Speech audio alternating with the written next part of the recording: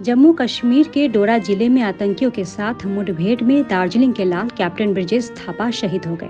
आज दिल्ली से विशेष विमान से बागडोगरा वायुसेना छावनी में उतरने के बाद शहीद जवान ब्रिजेश थापा का पार्थिव शरीर बेंगडोबी आर्मी कैंप लाया गया, जहां शहीद जवान को अंतिम विदाई दी गई।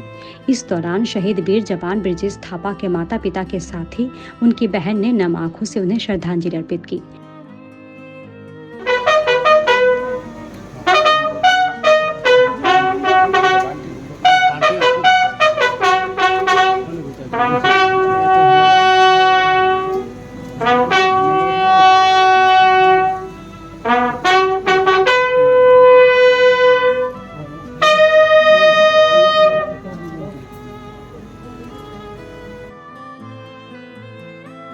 बेटे को अंतिम विदाई देते हुए माता पिता भावुक होकर भारत मां के जयकारे भी लगाए।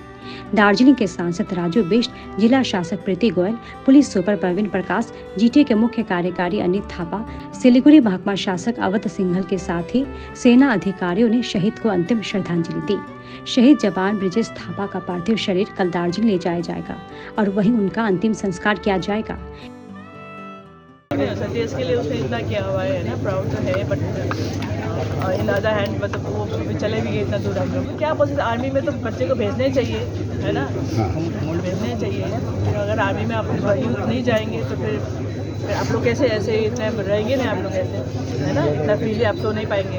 तो हम लोग के जो भी है आर्मी वाले बच्चे, नेवी एयरफोर्स जितना भी है, सब बॉर्डर पे बैठे हुए, इसलिए आप लोग इतना यहाँ पे है ना, अनफॉर्चुनेटली बट होने से हम पक्का भेज दें। ये हमारा 3rd जनरेशन है। मेरा फादर इन लॉ भी था, मेरा हस्बैंड भी आर्मी में था, मेरा बेटा। गर्व तो बहुत ही गर्व हो रहा है।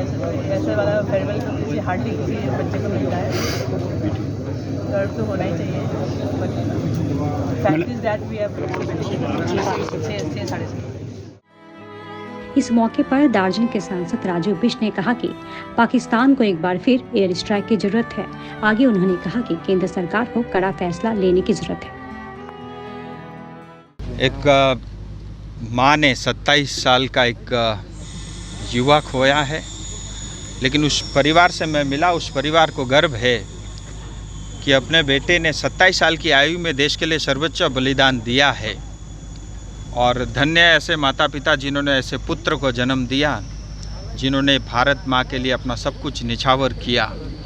और बहुत दुखद घड़ी है और परिवार के लिए बहुत आसान नहीं है, लेकिन फिर भी उनके आँख में आंसू है, बट फिर भी उनको एक अनुभूति इस चीज़ की है कि उन्होंने जो बेटा खोया वो भारत माँ के काम आया और भारत माँ की सुरक्षा और रक्षा के लिए उन्होंने अपनी प्राण की आहुति दी। इस बात का कहीं न कहीं उनको गर्व भी है।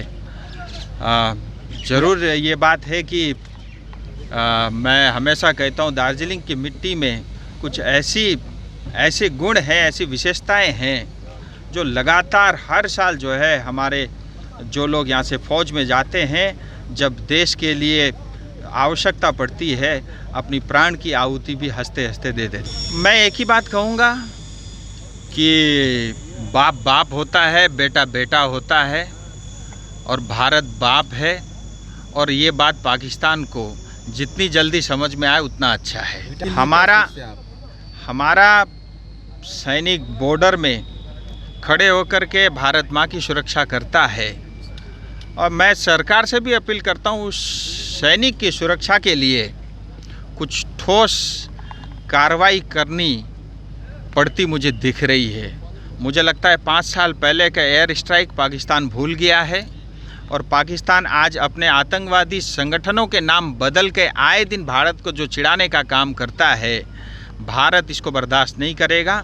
और मुझे लगता है एक दूसरी एयर स्ट्राइक की तत्काल आवश्यकता है। जैसे मैंने बताया, मतलब इस समय क्या बात करेंगे, मतलब परिवार के लिए मतलब इससे बड़ा तकलीफ़ का दिन कोई हो ही नहीं सकता। जिस माँ ने, जिस पिताजी ने अपने 27 साल की आयु में अपने बेटे को खोया है, सो हमने सबने सांत्वना दिया। हमने उनसे कहा है आपने एक पुत्र को खोया है देश के लिए, लेकिन आज पूरा देश, हिंदुस्तान आपके साथ खड़ा है, आपके परिवार के साथ खड़ा है।